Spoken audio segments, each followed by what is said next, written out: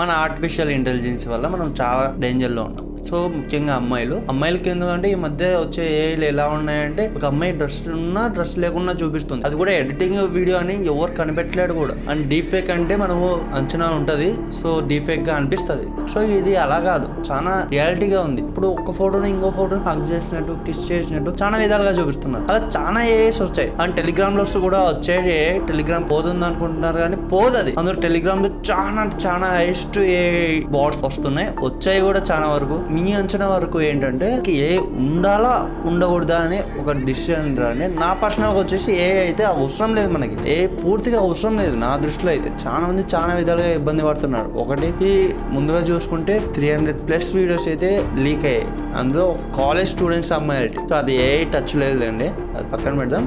అలా అయితే బయట పడతాయి అనమాట ఇంకా. సో చాలా అంటే చాలా డేంజర్ అయితే ఉంటది ఈ ఏ వల్ల. సో మీకు నచ్చినంత